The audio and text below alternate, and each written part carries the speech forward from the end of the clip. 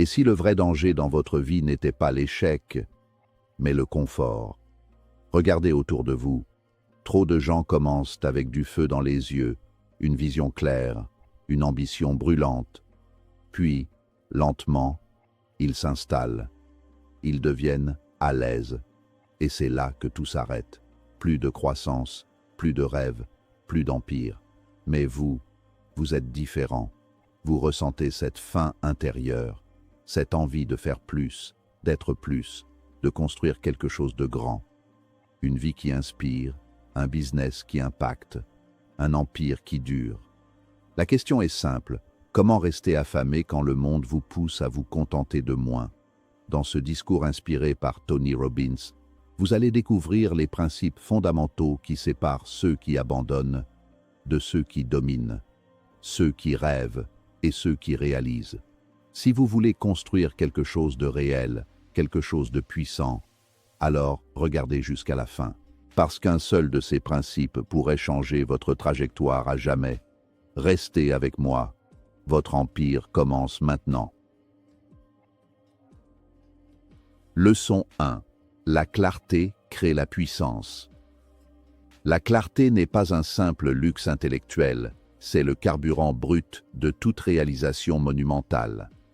Dans un monde saturé de distractions et de bruit numérique, la plupart des individus naviguent dans un brouillard de désirs contradictoires.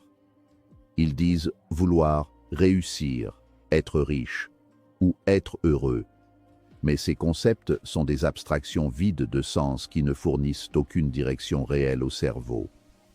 Sans une cible millimétrée, votre système d'activation réticulaire, cette partie de votre cerveau responsable de filtrer l'information, reste inactif.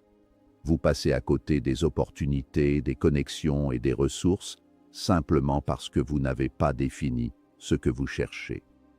La clarté agit comme une lentille convergente. Elle prend la lumière diffuse de vos ambitions et la transforme en un faisceau laser capable de percer les obstacles les plus denses. Construire un empire sans une vision précise, c'est comme essayer de bâtir un gratte-ciel sans plan d'architecte. Vous finirez avec un tas de décombres coûteux au lieu d'un monument à votre volonté. Pour transformer un désir vague en une vision obsédante, il faut passer par un processus d'élimination radicale. La clarté ne consiste pas seulement à savoir quoi faire, mais surtout à savoir quoi ne plus faire.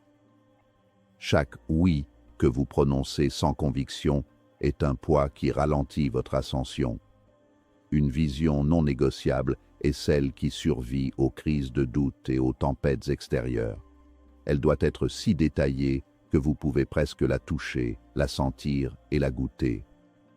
Lorsque vous savez exactement où vous allez, votre prise de décision devient instantanée.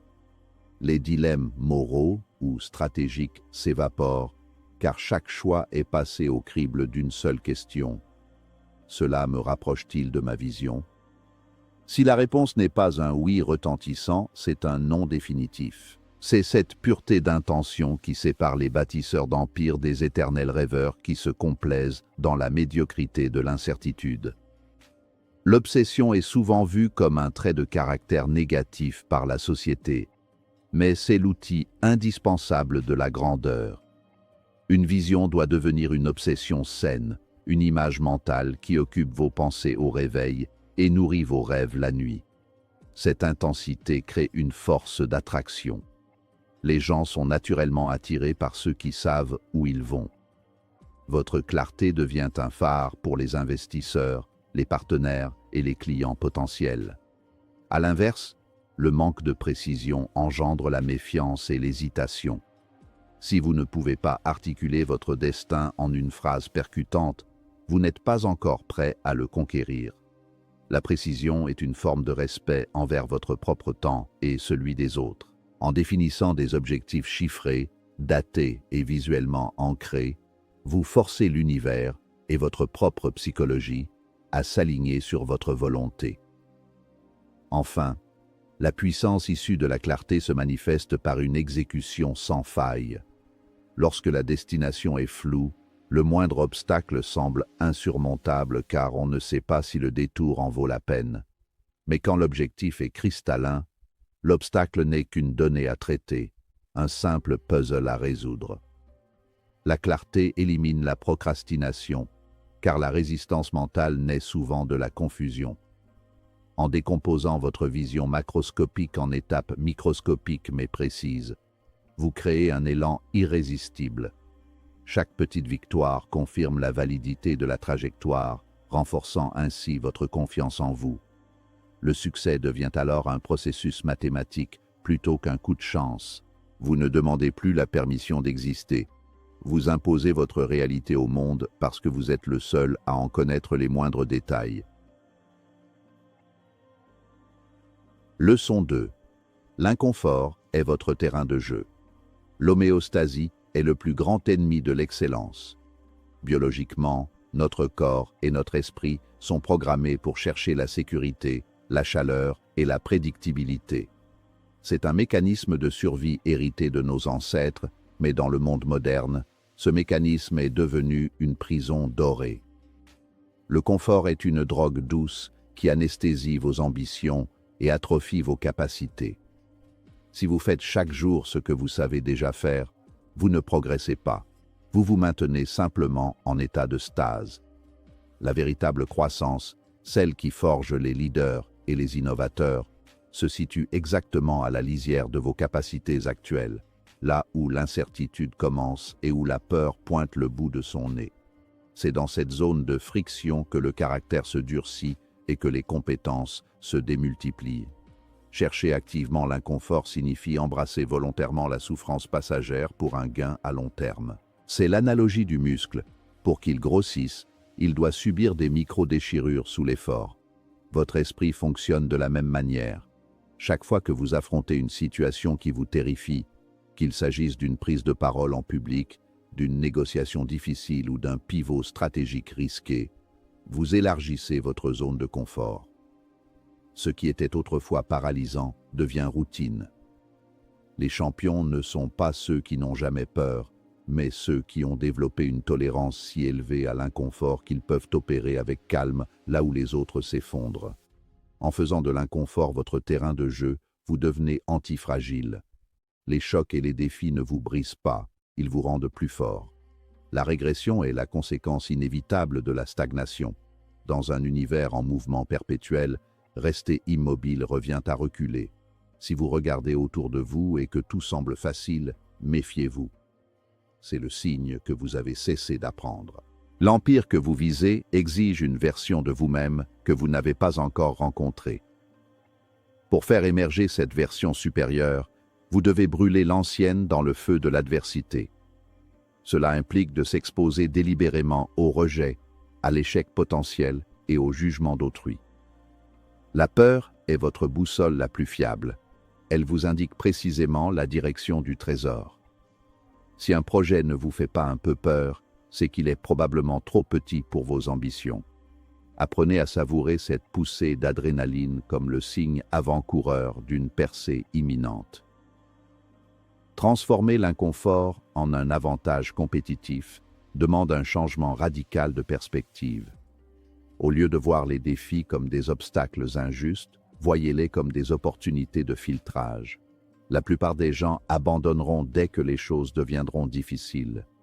L'inconfort est la barrière à l'entrée qui protège les récompenses les plus prestigieuses de la masse. Si c'était facile, tout le monde le ferait, et la valeur de la réussite serait nulle. Votre capacité à rester serein dans le chaos, à continuer de marcher quand vos pieds saignent et à réfléchir clairement sous une pression extrême est ce qui déterminera la taille de votre empire. Ne priez pas pour une vie facile. Forgez-vous une volonté capable de dominer n'importe quelle difficulté.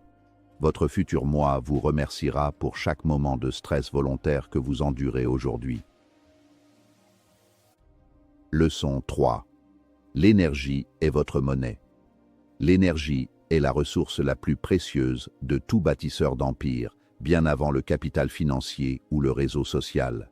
Sans une vitalité débordante, les meilleures stratégies du monde ne sont que des théories mortes sur du papier. Imaginez votre potentiel comme un logiciel de pointe. Si le matériel informatique, votre corps et votre esprit, est défaillant ou manque de puissance électrique, le logiciel ne pourra jamais s'exécuter. L'énergie n'est pas quelque chose que vous avez, c'est quelque chose que vous générez. Elle provient d'une gestion rigoureuse de votre physiologie, de votre sommeil, de votre nutrition et de vos pensées. Un leader fatigué est un leader dangereux, car la fatigue corrompt le jugement, réduit l'empathie et anéantit la créativité. Protéger votre énergie n'est pas un acte d'égoïsme, c'est un impératif stratégique pour quiconque prétend influencer le monde. Votre état mental est le filtre à travers lequel vous percevez la réalité. Si vous laissez la négativité, le stress chronique ou les émotions toxiques polluer votre esprit, vous sabotez activement vos chances de succès. L'énergie négative est extrêmement coûteuse en termes de bande passante cognitive. Passer des heures à ruminer un échec ou à se plaindre de la conjoncture économique est un gaspillage de monnaie que vous ne récupérerez jamais. À l'inverse, cultiver un état de flux, le flow, et une attitude proactive permet de multiplier votre productivité par 10. Vous devez devenir le gardien de votre propre temple mental, filtrant les informations que vous consommez et les interactions que vous tolérez. Apprenez à identifier les vampires énergétiques, qu'il s'agisse d'habitudes, d'aliments ou de personnes, et éliminez-les sans pitié de votre quotidien. La dimension physique de l'énergie est souvent négligée par les intellectuels et les entrepreneurs, alors qu'elle en est la fondation. Votre cerveau consomme environ 20% de votre énergie totale. S'il n'est pas alimenté correctement, votre capacité de réflexion stratégique s'effondre. L'exercice physique régulier n'est pas seulement pour l'esthétique, c'est pour l'oxygénation cérébrale et la régulation hormonale. Le cortisol, l'hormone du stress, peut être un allié à court terme pour surmonter un défi, mais sa présence chronique détruit vos tissus et vos capacités cognitives. En gérant vos cycles d'effort et de récupération avec la précision d'un athlète de haut niveau, vous vous assurez une longévité que vos concurrents n'auront pas. L'empire ne se construit pas en un sprint désespéré, mais dans une marche d'endurance soutenue par une vitalité inépuisable. Enfin, comprenez que l'énergie est contagieuse. Un individu doté d'une présence vibrante et d'une conviction inébranlable peut transformer une équipe entière et convaincre les foules. Votre enthousiasme, du grec anthéos, Dieu à l'intérieur, est votre outil de vente le plus puissant. Les gens n'achètent pas seulement votre produit ou votre idée, ils achètent une part de votre énergie. Si vous entrez dans une pièce avec une aura de lassitude, vous avez déjà perdu. Mais si vous rayonnez de certitude et de force, les portes s'ouvrent d'elles-mêmes. Investissez dans votre énergie comme vous investiriez en bourse, avec discernement, régularité et une vision à long terme. C'est l'actif le plus liquide de votre arsenal, celui qui vous permet d'acheter la loyauté, l'innovation et, ultimement, la victoire. Leçon 4. La discipline bat la motivation.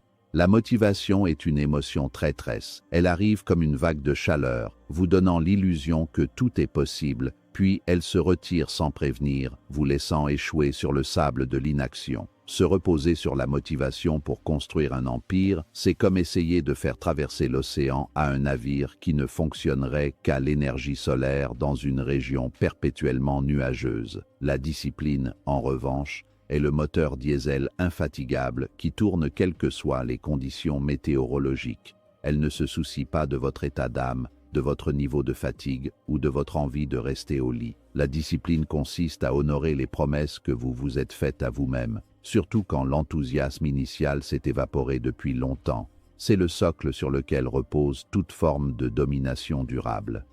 Faire ce qui doit être fait au moment où cela doit être fait est la compétence ultime.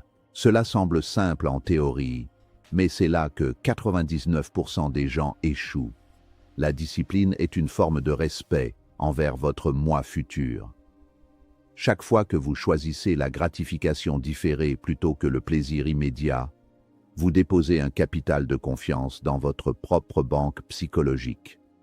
La répétition de tâches monotones mais nécessaires est ce qui crée la maîtrise. Les empires ne naissent pas de coups d'éclat isolés, mais de la sédimentation quotidienne de petites actions exécutées avec une précision chirurgicale. C'est cette constance qui forge une réputation d'acier. Le monde finit par céder devant celui qui refuse de s'arrêter, non pas parce qu'il est le plus doué, mais parce qu'il est le plus régulier. Le danger de la motivation est qu'elle crée un cycle de dépendance émotionnelle. On attend de se sentir prêt ou inspiré avant d'agir, ce qui est une forme sophistiquée de procrastination. La discipline renverse ce paradigme. L'action précède l'émotion. En commençant à travailler malgré l'absence d'envie, vous finissez souvent par générer la motivation nécessaire pour continuer. C'est la loi de l'inertie appliquée à la psychologie humaine. La discipline libère également votre esprit du fardeau de la décision constante, en automatisant vos routines, votre heure de réveil, vos blocs de travail profonds, votre entraînement. Vous économisez votre volonté pour les choix stratégiques cruciaux. Une vie disciplinée n'est pas une vie de privation, c'est une vie de liberté, car elle vous affranchit de la tyrannie de vos pulsions passagères. Pour cultiver une discipline de fer, vous devez détruire l'idée que le confort est une option. Les standards que vous vous imposez deviennent votre nouvelle norme. Lorsque la discipline devient une partie de votre identité, je suis quelqu'un qui finit toujours ce qu'il commence. La résistance mentale diminue. Vous ne négociez plus avec vous-même à 5 heures du matin. Vous agissez par pur automatisme de grandeur. Cette force de caractère se reflète dans tous les aspects de votre empire. Elle se voit dans la qualité constante de vos produits, dans la ponctualité de vos services et dans la fiabilité de vos engagements. La domination n'est rien d'autre que la discipline appliquée sur une période de temps suffisamment longue pour que la concurrence s'épuise et disparaisse. Soyez le dernier debout par la simple force de votre régularité. Leçon 5. Entourez-vous de standards élevés. L'être humain est une créature mimétique. Nous absorbons inconsciemment les comportements, les pensées et les limites de ceux qui nous entourent. Votre environnement est une force gravitationnelle invisible. Soit elle vous propulse vers les étoiles, soit elle vous maintient cloué au sol de la médiocrité. Si vous passez votre temps avec des personnes qui se complaisent dans la plainte, qui craignent le risque et qui se contentent du statu quo, vous finirez par adopter leurs œillères. On dit souvent que vous êtes la moyenne des 5 personnes avec qui vous passez le plus de temps, mais c'est encore plus profond que cela. Vos standards personnels ont tendance à s'aligner sur le standard le plus bas accepté par votre groupe social. Pour construire un empire, vous devez radicalement élever le niveau d'exigence de votre entourage. Élever ces standards signifie avoir le courage de couper les ponts avec la toxicité et la complaisance. C'est une étape douloureuse mais nécessaire. Beaucoup de gens restent attachés à des relations par nostalgie ou par loyauté mal placée, alors que ces relations agissent comme des ancres. Vous avez besoin de personnes qui ne se contentent pas de vous rassurer ou de valider vos excuses. Vous avez besoin de mentors, de partenaires et d'amis qui vous poussent dans vos retranchements, qui pointent du doigt vos angles morts et qui exigent de vous l'excellence que vous prétendez viser. Un entourage de haute qualité agit comme un miroir qui reflète non pas qui vous êtes aujourd'hui, mais qui vous devez devenir pour accomplir votre vision. Le feedback brutal d'un père brillant vaut 1000 flatteries d'un esprit étroit. Chercher ceux qui vous challenge crée une saine émulation. Lorsque vous êtes dans une pièce où tout le monde est plus intelligent, plus riche ou plus discipliné que vous, votre ego en prend un coup, mais votre potentiel explose. Cette tension inconfortable est le moteur du progrès. Vous apprenez par osmose. Vous observez leur méthode de travail, leur façon de parler, leur gestion du stress et leur rapport à l'échec. Les standards élevés ne concernent pas seulement les résultats financiers, ils touchent à l'éthique de travail, à la qualité de la communication et à l'intégrité personnelle. En fréquentant des individus qui ont déjà bâti leurs propres empires, vous réalisez que ce qui vous semblait impossible n'est en fait qu'une suite de problèmes logiques à résoudre. Leur normalité devient votre nouvelle référence. Enfin, comprenez que vous avez la responsabilité de devenir vous-même une source d'élévation pour les autres. Un leader ne se contente pas de rejoindre un cercle d'élite, il crée un écosystème où l'excellence est la seule option. En maintenant des standards non négociables dans votre entreprise et votre vie privée, vous attirez naturellement les meilleurs talents et les opportunités les plus rares. Ceux qui ne sont pas prêts à s'élever s'en iront d'eux-mêmes, et c'est une excellente chose. Le tri se fait naturellement. Votre empire ne sera jamais plus grand que la qualité des esprits qui contribuent à sa fondation. Entourez-vous de géants, apprenez à marcher à leur suite, puis apprenez à les dépasser. La grandeur est un sport collectif qui se joue avec des partenaires de classe mondiale. Construire un empire n'est pas une question de chance. Ce n'est pas réservé à une élite. C'est une décision. La décision de ne jamais être satisfait. La décision de continuer quand c'est difficile. La décision de rester affamé, même quand vous avez déjà accompli plus que la moyenne. Rappelez-vous, le monde appartient à ceux qui refusent de s'arrêter. Chaque jour est une opportunité. Chaque difficulté est un test. Chaque échec est une leçon déguisée. Et chaque petite victoire est une brique dans la construction de votre empire. Mais attention, le plus grand ennemi que vous affronterez, ce n'est pas le manque d'argent, ni le manque d'opportunités. C'est la tentation d'abandonner, de ralentir, de vous contenter. Ne tombez pas dans ce piège. Restez affamés, restez concentrés, restez engagés envers votre vision, peu importe le temps que cela prend. Parce qu'au final, ce ne sont pas les plus intelligents qui gagnent. Ce sont ceux qui refusent d'abandonner. Maintenant, posez-vous cette question. Êtes-vous prêt à construire votre empire ou à regarder quelqu'un d'autre le faire? Le choix vous appartient.